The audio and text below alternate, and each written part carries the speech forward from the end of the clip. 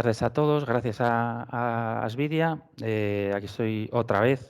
Si alguno estuvo hace unos días, estuvimos hablando un poco, repasando las opciones tecnológicas que teníamos y, y qué panorama, qué dispositivos, qué era lo que un poco se cocía ahora mismo, que teníamos accesible para todos nosotros, ¿no?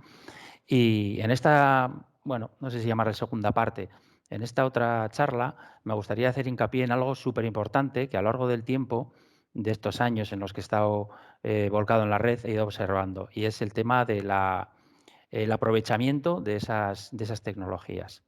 ¿Cómo sacarle partido a todo esto? ¿Cómo hacer que todos estos aparatos que están muy bien, y en eso más o menos coincidimos todos, pues sirva para algo y le podamos sacar un auténtico rendimiento? Y el rendimiento significa utilizar los aparatos de la mejor manera posible, también darnos calidad de vida y, por tanto, controlar nuestra diabetes.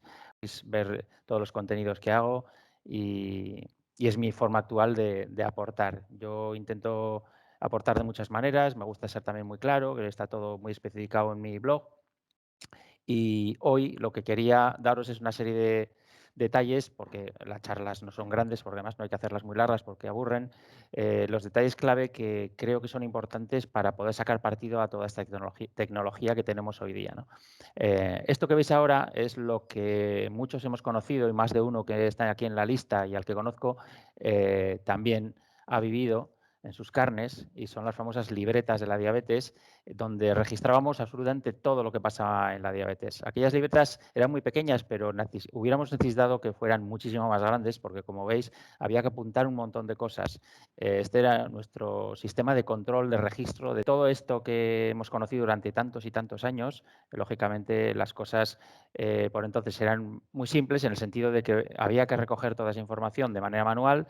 Luego, para analizar todo eso, pues habría que sentarse, y el médico era un artista y tenía mucho mérito al conseguir sacar conclusiones de eso. Pero aparte de sus conclusiones y de que él analizaba en esas libretas, la forma que había para saber si todo iba bien era, lógicamente, lo que nosotros entendemos como el famoso examen, que no debe ser un examen, pero no podemos evitar tener esa sensación, y es la hemoglobina glicosilada, que era el parámetro con el cual tradicionalmente, bueno, y de hecho hasta hoy, sigue siendo nuestra manera de decir si una diabetes está controlada de manera adecuada o inadecuada, ¿no?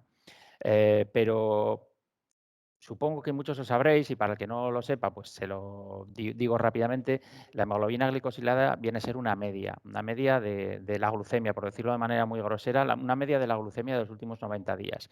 Entonces, como sabrá cualquier estadista o cualquier experto profesional de las matemáticas, la media a veces, y todos conocemos esas expresiones típicas de que dos personas hay una tarta y uno se come la tarta entera, el otro no se la come, y la media dice que se han comido cada uno de ellos media tarta, ¿no? Entonces, aquí he hecho, por ejemplo, para que veáis, con 3 mediciones de glucosa, que sale una media de 6,3 de hemoglobina glicosilada. Aquí, bueno, no se ve, se debería haber visto, la próxima vez lo haré más grande. Las glucemias de las barras negras son altas y una importante hipoglucemia. La media le da 6,3 de hemoglobina, que dices, pues esa hemoglobina está bien, pero fíjate qué cifras ha tenido, ¿no? Tenemos otra persona que tiene una hiperglucemia enorme y 2 hipoglucemias, y la media que le da es la misma que en el caso anterior, con lo cual, a pesar de tener la misma hemoglobina, como veis, la situación también es diferente. Una tercera persona, otro tercer caso que podemos hacer para forzar un poco la situación, es poner una persona que tiene 2 glucemias un poco más correctas y otra que se le va un poco, no demasiado, pero da la misma media que las anteriores. Y una cuarta en la que las 3 glucemias que tiene son, digamos que en rango, son correctas. En los 4 casos estamos teniendo la misma media y nos saldría una hemoglobina igual, ¿no? La que yo he querido calcular, de 134 miligramos de media, con una que corresponde a una hemoglobina de 6,3. Lo que quería enseñaros es que, como veis, las medias son, como pone el titular, hasta cierto punto engañosas. Y por eso, a pesar de que lo sabíamos, ahora que tenemos otra nueva tecnología, lógicamente esto nos permite otra manera diferente de analizar. Esto simplemente destaca que de los 4 perfiles, el que consideraríamos que es correcto sería, lógicamente, este cuarto, por las cifras que tiene, a pesar de que todos tienen la misma media, ¿no? Esta es otra manera de enseñarlo, Aquí verías una gráfica, podría ser una gráfica diaria y 2 personas, el azul y la roja. En el caso del azul tiene fluctuaciones muy grandes, tanto hiperglucemias como hipoglucemias. En el caso de la roja, tiene unas cifras más estables que se mueven de una manera maravillosa entre 100 y 150. Evidentemente, preferimos la gráfica roja y el control de la diabetes, todos coincidimos en que es mejor el de la gráfica roja. Pues curiosamente, bueno, curiosamente no, las matemáticas dicen que ambos tienen la misma hemoglobina glicosilada. Pero todo esto cambió en el momento en que llegaron los sensores intersticiales que nos permitieron medir de manera continuada en el tiempo, nos dibujaron muchísima más información, unas gráficas completas, y eso cambió la situación porque nos arrojaban también muchos más datos y, por tanto, otra manera de tratarlos. Y aquí aparecen las claves que os quiero dar hoy como mensaje importante de esta charla, ¿no? Actualmente mucha gente utiliza estos sensores para, digamos, proporcionarles una calidad de vida que, por supuesto, coincido que es súper importante para nosotros, pero los aparatos dan mucho más, ¿no? Las personas se van pasando el sensor hora tras hora tras hora y pues tienen todo tipo de medidas, pero no toman demasiadas decisiones o, por no decir en algunos casos, ninguna sobre ello. Y yo lo que he visto en estos años que llevo tratando con mucha gente, hablando con mucha gente, no soy profesional de salud, pero esta conclusión la tengo clarísima, igual que yo, muchos de vosotros seguramente también conoceréis casos en los que se tratan estos aparatos como si fueran un ansiolítico. Nos proporcionan calidad de vida, nos proporciona tranquilidad saber lo que tenemos, pero no se actúa con ellos, ¿no? Como pone ahí, yo creo un sensor, bueno, creo no, es la realidad, un sensor permite ver mucho más que una lista de glucemias, es mucho más potente y nos permite muchísimo más. Esta diapositiva es famosa en la que tradicionalmente a esta persona con los famosos perfiles que nos hacíamos, que eran 4, 5, 6 mediciones en un día, si la medías con un medidor de glucemia capilar, te ofrecía esto, que eran 4 valores, en este caso, bastante buenos, y, y el médico, lógicamente, porque no tenía más información, decía que esta persona estaba bien controlada y probablemente no le tocaría nada de su tratamiento, pero cuando esa persona se puso un sensor, salieron cosas que el médico no se imaginaba, ni el médico, ni el paciente, ni nadie, ¿no? Por tanto, la información que nos da estos sistemas, como veis, lógicamente, es mucho mayor y eso nos proporciona una serie de ventajas adicionales que es a donde yo quiero llegar hoy. Estos sistemas que tenemos ahora, tanto si están unidos a una bomba como si no lo están, nos arrojan unas grandísimas ventajas que hasta ahora eran impensables y mucha gente como yo, que somos dinosaurios diabéticos, todavía seguimos alucinando a día de hoy y seguimos disfrutando y alegrándonos de que exista algo como esto, que yo hace muchos años pensaba que sería de película de ciencia ficción, ¿no? El poder descubrir los patrones en nuestra diabetes, que era algo muy difícil de conseguir con las glucemias capilares, descubrir la tendencia hacia dónde nos va la glucemia. Podemos ser como una especie de adivinos, o el aparato más bien, porque nos da información de hacia dónde se está dirigiendo la glucemia y, por tanto, podemos actuar antes de tiempo. Y no solo eso, sino que a qué velocidad se desplaza o se mueve esa glucemia, tanto si es hacia arriba como si es hacia abajo. Algo muy importante que nos ha permitido todo esto es saber qué ocurre con las comidas, ver qué curvas dibuja una comida y qué curvas dibuja otra diferente. Eso es algo genial, que es algo que nos permite aprender muchísimo, nos empodera un montón y si eres un poco aplicado y te pones a ello y analizas tus aparatos, tus gráficas y lo que vas generando con tu sensor, puedes aprender mucho y, por tanto, puedes hacer que tu diabetes esté mucho mejor controlada, ¿no? Viendo qué ocurre con tu dieta y cómo se comporta la glucemia cuando comes determinadas cosas. Por supuesto, nos detectan las hipo y las hiper, que es una de las cosas que más calidad de vida nos dan. Y en el fondo, todo esto nos aumenta la implicación. A mí me hace mucha ilusión ver cómo gente que se ha empezado a poner sensores ahora se le ve mucho más implicada con su diabetes, cómo se la ve más bueno, como dicen los médicos, adherente, está más volcada con su control, más preocupada por mantener las gráficas en unos rangos buenos y eso es una gran ventaja que ha traído de manera colateral estos sistemas. Pero también, al generar tantos datos, hay algo muy importante que ha cambiado en la manera de gestionar la diabetes, estos sistemas de medición intersticial, ¿no? Si hasta ahora, por decirlo como pone ahí, el tótem de la diabetes, el control de la diabetes era la hemoglobina glicosilada, A partir de la popularización de todos estos sistemas, se ha visto que yo he denominado que hay más otras variables tan interesantes o más que la hemoglobina glicosilada, que tiene esa pequeña, ese pequeño inconveniente que os decía de que al ser una media pues, es parcial o como mínimo nos falta información con respecto a lo que ofrece, ¿no? Una cifra que puede indicar falsamente un buen control y por tanto ahí creo que falta información. Ahora que generan mucha información estos sistemas, hay dos nuevos tótem, como yo les he llamado, y ahora los voy a enseñar. Esa montaña rusa indica la vida de una persona con diabetes, ¿no? Las cifras suben, bajan, mantener una línea recta es virtualmente imposible. Tanto si estamos quietos como si nos movemos. Mantener una glucemia estable es algo físicamente imposible. Entonces, las glucemias se mueven para arriba, para abajo, pero ahora que tenemos mucha información, se han hecho muchos trabajos, muchos estudios sobre este Big Data que está generando los sensores. Como pone ahí, era cuestión de tiempo saber que este sube y baja, esta montaña rusa de la diabetes influiría de alguna manera en las complicaciones o en la aparición de complicaciones o no. Entonces, este tótem número uno, que viene derivado de esta montaña rusa, es la variabilidad. Se ha visto que la variabilidad no es buena, que hay que reducirla al mínimo, que los picos, digamos, de las gráficas de glucemia son malos, entre comillas, si son muy grandes, hay que procurar que esa desviación, que es el valor estadístico que está relacionado con este concepto de la variabilidad, sea lo menor posible. Digamos que nuestra montaña rusa sea una montaña rusa como de niños, de una barraca de niños, y no sea la montaña rusa del Dragon Khan o alguna de estas super bestiales, ¿no? Y el otro tótem sería el del tiempo en rango. Si en el primero de ellos, el de la variabilidad, que es lo que yo os había enseñado en esa gráfica, significa la variabilidad lo menor posible, es que la gráfica sea lo más chata posible en sus picos, ¿no?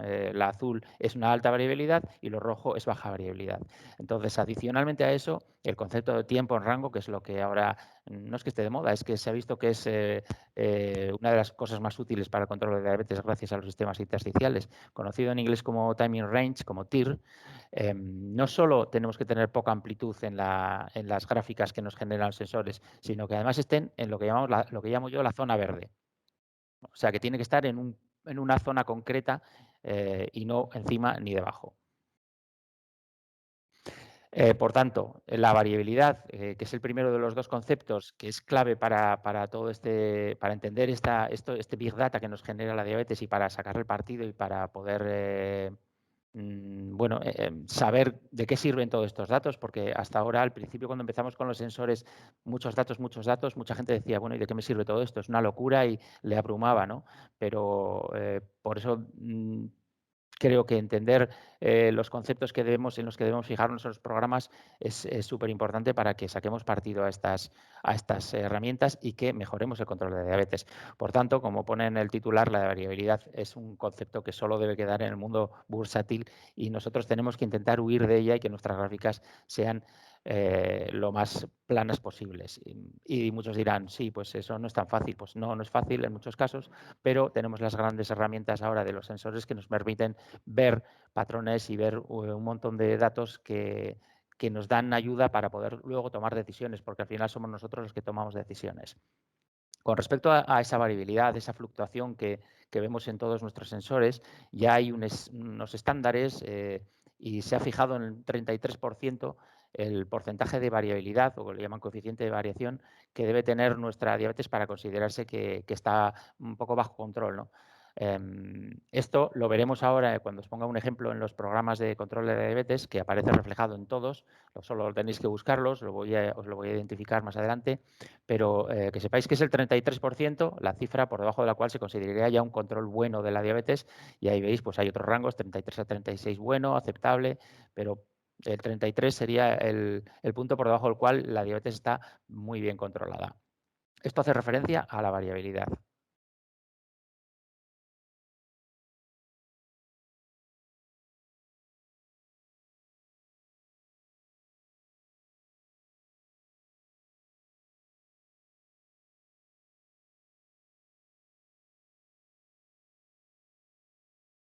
Y el tiempo rango es que esa variabilidad, aparte de ser lo más baja posible, lo más compacta posible en nuestra gráfica, esté dentro de una franja que sea estandarizado también. Todas las sociedades científicas ya han adoptado como la franja adecuada 70 y 180. Se ha visto que es ahí donde tenemos que estar, porque eso reduce las complicaciones o las minimiza o hace que no aparezcan nunca, ¿no?, en la diabetes. Por tanto, nuestro objetivo es ese, los dos objetivos. Uno, reducir los picos al máximo posible y dos, que nuestra gráfica viva permanentemente, como pone ahí, en lo verde, en la zona buena, en la zona en la que se ha estandarizado como un control adecuado de la diabetes. Entonces, estos programas de control de la diabetes han adoptado también estos tótem, como ya les he llamado, y aparecen las mediciones de la variabilidad y el tiempo en rango aparecen claramente identificadas en los programas. Y en eso nos tenemos que fijar para ver qué está fallando nuestra diabetes, si está bien, si está medianamente mal controlada y dónde tenemos que actuar. Entonces, lo que hacen los programas es contabilizar cuánto tiempo pasamos en el rango. El objetivo, lógicamente, sería un 100%, que igual hasta ni siquiera lo tienen muchas personas sin diabetes, pero lógicamente cuanto más tiempo pasemos dentro de la franja que está marcada en los programas, que es 70-180, nuestro porcentaje de éxito en el control será mayor. Todo esto se ha estandarizado también y entonces se ha llegado a la conclusión de que la cifra adecuada es el 70% del tiempo en rango. Lo ideal es que nuestra diabetes esté un 70% o más dentro de esa franja. El programa te da esta información, solo tenéis también que localizarla, ahora os lo diré dónde está. Entonces tenéis que fijaros que el tiempo en rango sea siempre 70% o más. Se ha dicho también, se ha puesto número también a las hipoglucemias y se dice que tiene que ser menor del 4% el tiempo por debajo de 70 y, lógicamente, minimizar el tiempo por encima. Esta estandarización, este consenso es diferente para las personas con diabetes de otro tipo, afectadas por otro tipo de enfermedades igual endocrinas o diabetes complicadas, para mujeres con diabetes gestacional o personas con tipo 1, mujeres que quedan embarazadas con diabetes tipo 1. Como veis ahí, los porcentajes varían y, lógicamente, se flexibilizan en función de qué tipo de situación se dé contigo. Pero, de manera general, memorizad que el 70% es la cifra a partir de la cual tenéis que tener vuestra diabetes, vuestro tiempo en rango tiene que estar ahí. Y luego, pues como se generan en los estudios cifras para todo, os lanzo aquí un par de ellas que son bastante aclaratorias de lo importante que es esto, ¿no?, del tiempo en rango, del TIR famoso, para que veáis. Si bajas un 10% el TIR, las posibilidades de aumento de la retinopatía aumentan un 64% y la microalbuminuria en un 40%. Bajar un 10% el TIR. O sea, si tienes un porcentaje del TIR, un tiempo rango del 70 y lo bajas al 60, tu diabetes, lógicamente, querrá decir que está peor controlada y aumentan las posibilidades pues de manera importante, casi exponencialmente, según vas bajando el tiempo que estás en la zona. Otro dato más, por ejemplo, es que si por el contrario mejoras el tiempo en rango, pasas más tiempo de tu diabetes dentro de la zona, lo aumentas un 10%, querrá decir que tu hemoglobina ha bajado un 5%.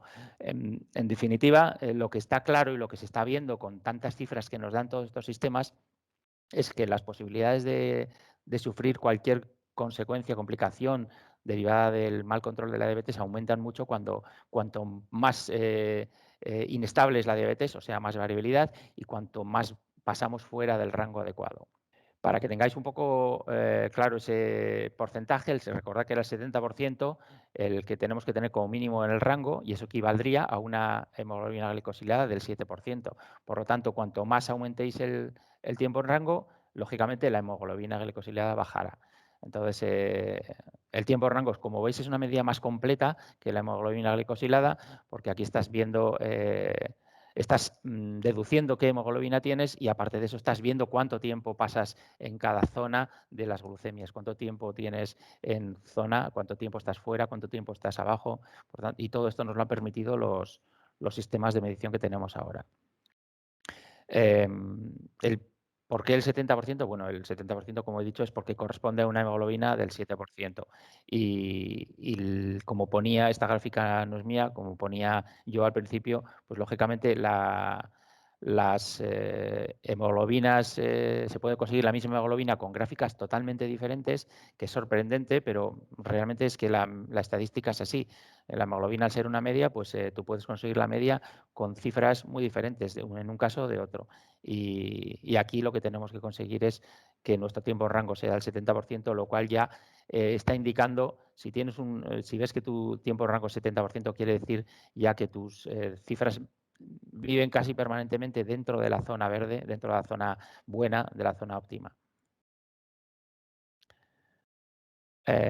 Como hace ya bastante tiempo que las hemos mejorado, no solo los sistemas de medición, sino los sistemas de los protocolos de abordaje de la diabetes, las insulinas han cambiado muchísimo, han mejorado muchísimo, todo en conjunto ha permitido que las hemoglobinas, de manera generalizada, sean bastante mejores que cuando, por ejemplo, empecé yo en los años, o hace 20 o 30 años, ¿no? Entonces, una vez que la hemoglobina la tienes sistemáticamente ya en 7, por debajo de 7, lo que digo yo siempre es lo de que hay que subir otro escalón, que hay que ir a por más, que no vale quedarse con eso. Y ahí es donde entran estos sistemas que tenemos, que nos permiten decir, bueno, si ya la hemoglobina la tengo conseguida, voy a ir a por las dos, lo que yo he llamado los dos tótem, la variabilidad y el TIR, a conseguir rizar el rizo, a conseguir el control perfecto de la diabetes, lo más perfecto posible. Entonces, todos estos datos, estos conceptos, aparecen ya en todos los programas de tratamiento de diabetes creados por las empresas que fabrican el hardware, lógicamente, ¿no? Entonces, ¿dónde debemos fijarnos? Todos los programas que podamos manejar nos presentan ya la famosa gráfica que veis ahí, nos presentan unas estadísticas con datos, una serie de datos que en muchos casos mucha gente no sabe ni lo que es o no lo hace caso, se fija en 4 cosas o en la gráfica tradicional o en las gráficas diarias, pero en las gráficas resumen es donde está realmente todo el meollo y donde te da, con 4 datos, te dibuja cómo está tu diabetes, ¿no? En primer lugar, te estima la hemoglobina glicosilada. Lógicamente, no se puede llamar a esto hemoglobina glicosilada, pero se corresponde con la medición de la glicosilada, porque está cogiendo todas las glucemias, está haciendo la media correspondiente y entonces si te hicieras una hemoglobina en sangre, seguramente te saldría prácticamente como esto. Pero bueno, te estima la hemoglobina glicosilada. Como ya hemos visto, ya sabemos que la medición esa es parcial y no es completa, también nos va dibujando otro tipo de datos que son los que realmente nos interesan. Al tener un sensor ya nos está diciendo cuánto tiempo en rango estamos. El rango sabemos que no es móvil, está aquí entre 80 y 180, entre 70 y 180, que es el estándar, y nos dice en este caso, para esta persona, que está en un 76%, con lo cual ya está por encima de lo que se considera un control bueno. Aparte de eso, siempre en todos estos programas nos va a aparecer el coeficiente de variación, que se corresponde más o menos con la desviación estándar, que como hemos dicho debía ser por debajo de 33 para que fuera óptimo, de 33 a 36 un buen control, aquí se consideraría bueno y de manera resumida, aquí os marco otra vez lo que os he dicho siempre. Esto es lo que hemos visto tradicionalmente, la glicosilada, a continuación más a la derecha el tiempo en rango, luego el coeficiente de variación y la desviación estándar. Otro programa diferente, tenéis aquí, y nuevamente vemos que aparece conceptos similares, ¿no? Tenemos la variabilidad, el 27,9, el porcentaje de variación, tenemos la glucemia promedio, tenemos el tiempo en rango ahí en el otro círculo del 62%. Al final, esos conceptos van a aparecer en todos los programas, solo tenéis que buscarlos. Además, generalmente se deben llamar igual o deberían llamarse igual. Y luego está la famosa gráfica que quiero destacar, que es la que creo que hay que trabajar con ella, es la que nos proporciona de un solo golpe de vista la información necesaria para en muchos casos actuar y tomar decisiones terapéuticas, porque nosotros somos personas que podemos actuar en función de lo que vemos sin tener que esperar al médico, si tenemos los conocimientos suficientes. Entonces, con esta gráfica tan estupenda podemos tomar medidas, ¿no? Es la gráfica que nos está dibujando una línea que refleja la mediana. En este caso no es la media, es la mediana, que es el valor central de un grupo de datos. Tiene que ser, lógicamente, ya sabemos, lo más recta posible, lo menos variable posible y luego las manchas lo más estrechas posibles. Entonces, la línea es la mediana, la mancha inicial agrupa la mancha más intensa, la azul, que era azul aquí, es el 50% de los datos y luego tenemos en las manchas más exteriores el 15% de los datos y ya por fuera de las manchas el 10% de los datos. Entonces, estamos viendo todos nuestros valores condensados en un dibujo que nos ilustra de manera muy clara por dónde van los tiros y sobre todo dónde se concentran los problemas, que es lo más fácil que podemos solucionar en estos casos. Generalmente, como se ve en este caso es de Dexcom, pero todas más o menos nos lo ofrecen parecido. La línea es la mediana, la mancha del 50%, las manchas exteriores por dentro de la línea de puntos, que son el 15%, y las barras que nos indican la zona del rango. Entonces, ahí estamos viendo cómo va nuestra diabetes. Y en este caso, por ejemplo, sería una diabetes cuasi perfecta, ¿no? Pero con esta gráfica tenemos, casi diríamos que no nos hace falta mirar más. Entonces, cuando nosotros abrimos estos programas y vemos la famosa gráfica AGP, aparte de los datos en los que hay que fijarse, que os he dicho ya de la variabilidad del tiempo en rango, que nos dice un poco por encima cómo va la cosa, luego podemos empezar a tomar decisiones con la gráfica, ¿no? Una vez que hemos mirado cómo está nuestra variabilidad, en este caso un 49,5, bastante pobre. Vemos que la media de glucosa es 170, con lo cual sabemos que eso nos va a dar una hemoglobina bastante mala. Bueno, aquí dice 7,6. Ya todo lo que esté por encima yo lo considero malo, pero depende de los casos, ¿no? Depende de las circunstancias personales. Y el tiempo rango que nos está dando aquí es un 47%. Por tanto, es muy mejorable. Ya se ve en la gráfica, no hace falta ser experto. Entonces, cuando nos enfrentamos a este tipo de gráficas, tenemos la capacidad, con un golpe de vista, de tomar ya ciertas decisiones rápidas, sin entrar en detalle y tener que ponernos a estudiar día por día qué ocurre. Como esta gráfica nos está condensando en un solo golpe de vista todo lo que ha pasado en el periodo que le estamos pidiendo, nos está diciendo ya ciertas cosas, ¿no? Por ejemplo, he puesto la flecha roja aquí porque es lo que llama la atención de esta gráfica. Aquí se ve que tienes un pico cuya mediana está en 250 miligramos, lo cual quiere decir que gran parte de las glucemias a esta hora de las 9 de la mañana se mueven por aquí. Hay variabilidad alta, pero más o menos se mueven por aquí. Esto probablemente habría que saber cuándo desayuna esta persona, pero probablemente desayunará antes, lo cual quiere decir que este es un pico del desayuno. Entonces, aquí, evidentemente, pues ya podemos tomar ciertas decisiones. Asimismo, si sigues viendo la gráfica y dices, pues en este otro pico que no es tan acusado, aquí yo tomaría decisiones también, porque veo que mi mediana se está yendo por encima de 200 y sistemáticamente va ahí. O sea, hay un bulto ahí claramente que no debería estar tan alto, ¿no? Incluso diría que es antes de la cena, porque esto es a las 8, no sé, a no ser que esa persona cene muy pronto, pero ahí se ve que esto no va bien, porque se enfrenta a la cena con unas glucemias ya que no son buenas. Y imagínate lo que es ponerte a comer cuando tu glucemia previa a la comida es ya alta. Las posibilidades de descontrol posterior pues son altas. Se ve que luego le baja mucho, probablemente por el exceso de correcciones y porque lógicamente todos los días se enfrenta a glucemias tan altas antes de cenar que tiene que meterse mucha insulina. En conjunto, lo que quiero decir es que en esta gráfica se están viendo, en esta concreto, pues se ven ya un par de cosas que sí que permiten tomar decisiones rápidamente, ¿no? ¿Qué puede ocurrir aquí? Pues ya cada persona con sus circunstancias tiene que poder analizar. Yo no sé cuáles son las circunstancias de esta persona, pero pues aquí o hay un ratio, como pone ahí, de carbohidratos insulina inadecuado, insuficiente, cada vez que come, si el ratio es inadecuado entre el cálculo de insulina para la cantidad de hidratos es inadecuado, se le está quedando corto, pues habrá hiperglucemias. También podría ser que tome alimentos inadecuados con un alto índice glucémico o que aporte cantidades altas de hidratos o que aporte pues alimentos que no son los más adecuados para producirle una curva más deseable en la postprandial. Y en cuanto al pico 2, lo mismo, pues posibles causas. Pongo aquí, sin conocer a la persona, que habría que analizarlo bien, cuál es el caso y qué ocurre con ella, ¿no?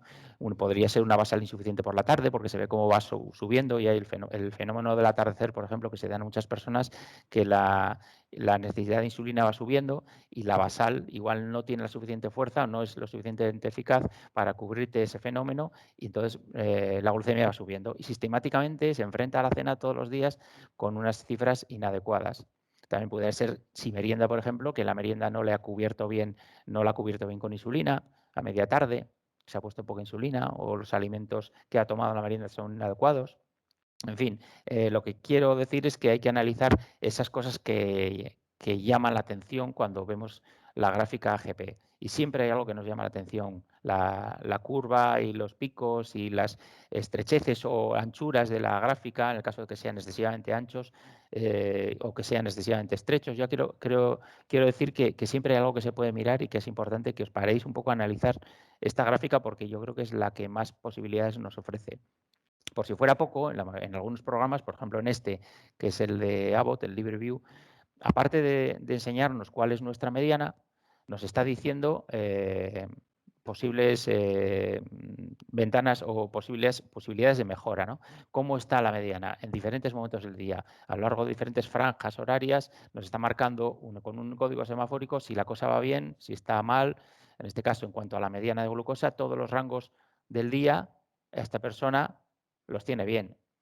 La variabilidad por debajo de la mediana, o sea, si tiene mucha variabilidad por debajo, muchas posibilidades de hipoglucemia, que es algo en lo que hay que fijarse, pues ahí nos pone un semáforo amarillo. Claro, lógicamente, cuanto mejor control tienes y las gráficas medias están en unas cifras muy buenas, la posibilidad de hipoglucemia también suele aumentar. Y aquí nos avisa, ojo, no con las posibles hipoglucemias, pero no es rojo, por lo menos es amarillo. Y luego nos dice posibilidad de glucosa baja. Pues también te marca en qué momentos tienes más posibilidades en base a lo que en el histórico que está viendo de tus cifras, ¿no? Esto ayuda un poco también para que saquemos conclusiones y que tomemos decisiones. La versión actual nos lo saca así.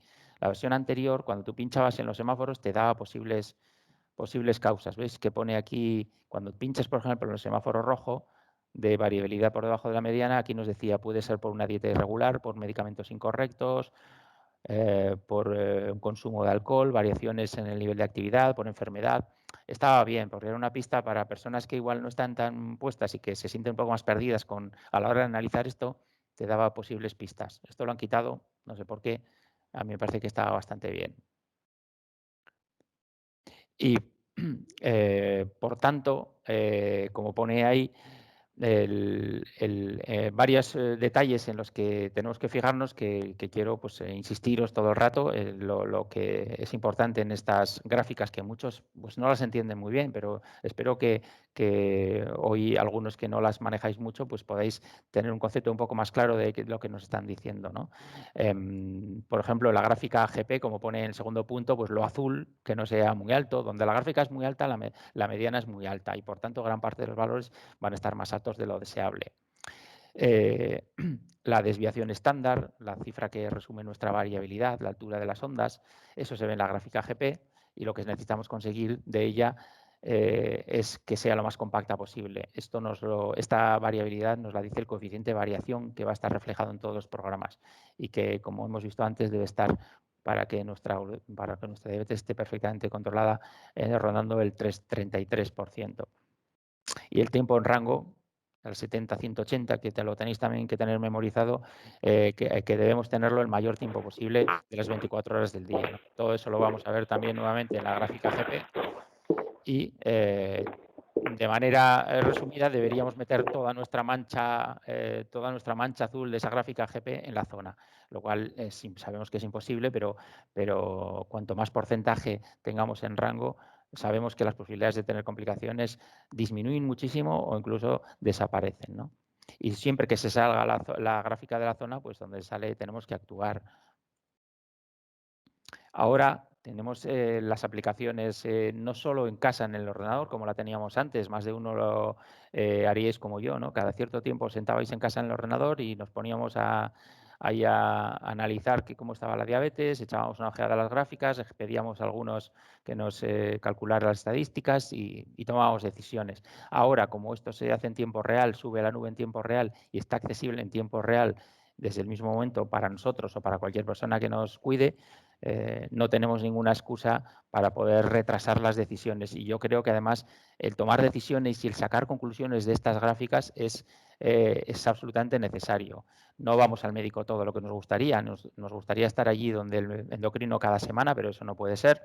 Y lo que no podemos es dejar que pasen 3 meses para que sea él el que tome las decisiones. Una persona tipo 1 está lo suficientemente empoderada, deberíamos estar todos a un nivel en el que podamos tomar decisiones constantemente y tener en cuenta que la gran mayoría o la práctica totalidad del tiempo que pasamos con la diabetes estamos solos.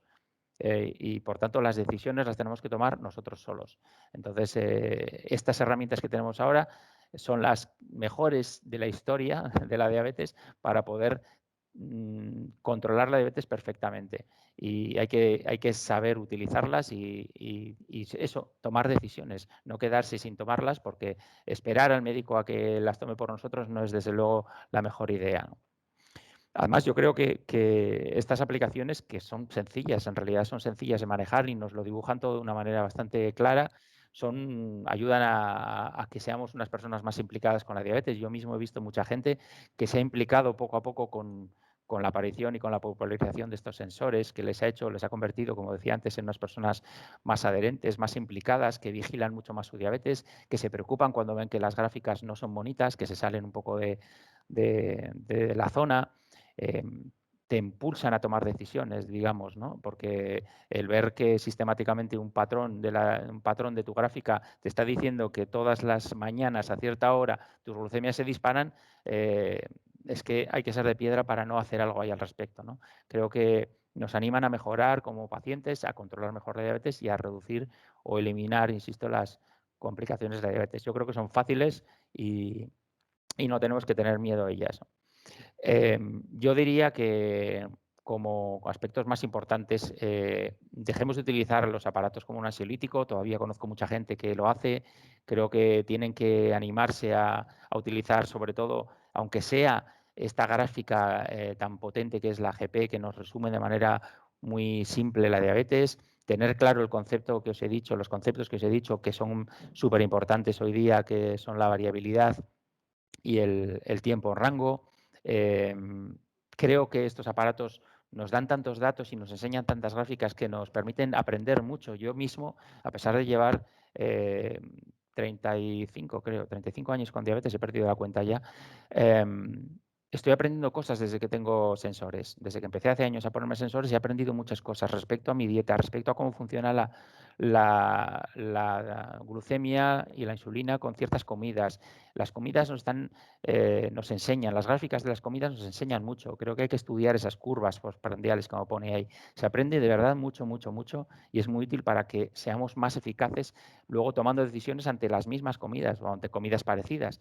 Al final somos como una especie de esponja que te vamos aprendiendo conocimiento, vamos aprendiendo de todo lo que nos pasa.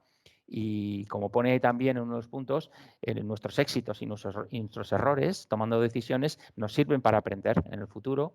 Las posibilidades de equivocarnos ante determinadas decisiones que tomamos son menores gracias a los éxitos y a los fracasos que hemos tenido cuando hemos tomado una de las muchísimas decisiones que tomamos diariamente. La ventaja es que ahora, con estas informaciones que tenemos gracias al sensor que nos da tanta información, las posibilidades de equivocarnos son menores realmente. Tenemos una información muy valiosa y luego, sobre todo, tenemos la posibilidad de apurar el control de la diabetes hasta límites que en épocas anteriores como las que yo he vivido y muchos de vosotros habéis vivido, esto era impensable. No podíamos soñar más allá de tener la hemoglobina al 7%, que ya era un auténtico milagro. Y hoy no solo yo sueño con tener la hemoglobina por debajo del 7, que la dejé ya hace mucho tiempo, sino mi sueño es subir el tiempo en rango cada día más, reducir la variabilidad cada día más y para eso me esfuerzo para que lo que analizo de estos programas me dé sus frutos. Y además yo creo que sí que te los da, que los vas viendo si te pones a ello, ¿no?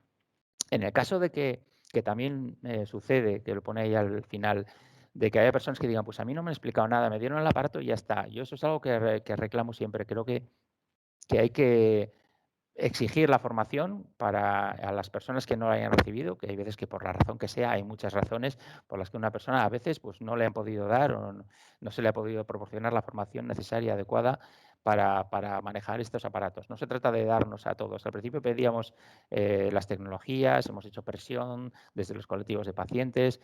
Hoy día ha pasado muy poco tiempo realmente y tenemos ya todos estos sistemas, tenemos bombas inteligentes, tenemos sensores para gran parte de la gente y en breve para todos, pero hace falta que esos sensores les sepamos utilizarlos, sepamos sacarle partido, ¿no? Entonces, para eso nos tienen que formar. No se te puede dar un sensor y ala, vete a casa y ya está. Y luego vienes y me traes las cifras.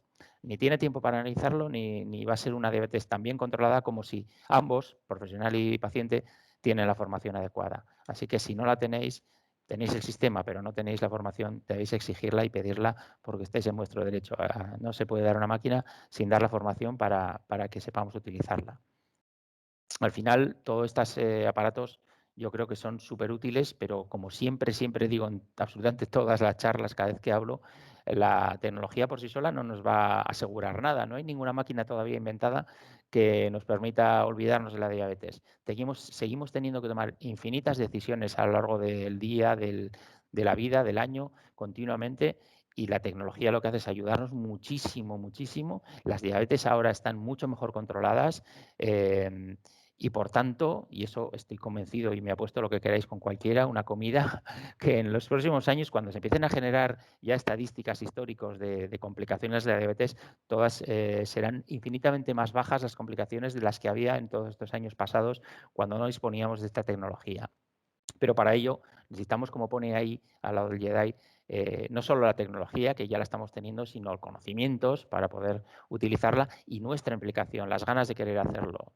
Esto no es magia, ya lo he dicho antes, y hace falta ponerse a ello y tener las ganas de que la diabetes esté mejor controlada que ayer y que cada vez lo estés mejor. El objetivo es superar ciertas cifras que habéis visto, que ya las que os he dado, los consensos que hay ahora, dónde os tenéis que mover, en qué os tenéis que fijar y conseguir ser, bueno, un Jedi. Yo me autodenominé Jedi, tampoco es que mi diabetes sea perfecta y maravillosa, la mejor del mundo, pero bueno, estoy orgulloso porque además sé que hago todo lo que puedo y que tengo la ventaja de toda esta tecnología que me está ayudando un montón en el día a día. Y quiero que vosotros también, los que lleváis un tiempo con la diabetes, podéis valorar, yo creo que más adecuadamente, como yo, que todo esto nos está permitiendo un control infinitamente mejor que el que teníamos hace no tantos años, la verdad. Así que espero que estas claves que os he dado, en las que creo que hay que fijarse con todos estos, como usuarios de estos sistemas, os sirvan para poneros un poco las pilas y para entender por dónde van los tiros y cómo el famoso tótem de la hemoglobina glicosilada ha sido, bueno, entre comillas, derribado, porque sigue siendo una medida lógicamente válida, pero ha sido superado, diría mejor dicho, por el tiempo rango y la variabilidad. Yo, de todas maneras, cualquier pregunta que me queráis hacer al respecto y que entre dentro de mis competencias como no profesional de salud que soy, os la contestaré sin ningún problema y rapidísimamente si contactáis conmigo en cualquiera de las redes que tenéis ahí disponibles. Estoy en todas partes, y si no, a través de las vídeos, si no conseguís localizarme, también me pueden localizar y intentaré ayudaros a todos en la medida, insisto, de mis posibilidades. Así que espero que os haya servido de algo y bueno, pues que vuestras cifras sean maravillosas y que la fuerza os acompañe.